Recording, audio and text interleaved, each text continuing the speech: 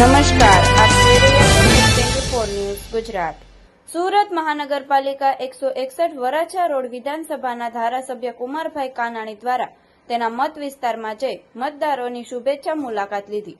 Bharatiya Janata party Surat મહાનગરપાલિકા 161 Varachha road વિધાનસભાના ધારાસભ્ય કુમારભાઈ કાનાણી દ્વારા જનસંપર્ક યાત્રાનું આયોજન કરવામાં આવ્યું હતું, જેમાં મોટી સંખ્યામાં ભારતીય જનતા પાર્ટીના કાર્યકર્તાઓ અને હોદ્દેદારો જોડાયા હતા।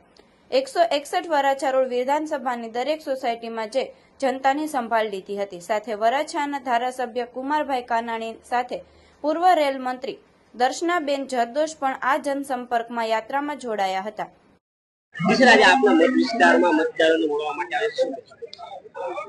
ચૂંટણી હોય અને મત માંગવા જઈએ, ઘરે ઘરે જઈએ, સોસાયટીમાં જઈએ, પરંતુ ચૂંટણી ન હોય, મત પણ માંગવાના ન હોય, તો પણ દર વર્ષે લોકોની પાસે જવું, લોકોને મળવું, સોસાયટીમાં ડોર ટુ ડોર જવાનું અને કઈ પ્રશ્ન હોય તેની વાત સાંભળવાની અને પ્રશ્ન હલ કરવાનો પ્રયાસ કરવા।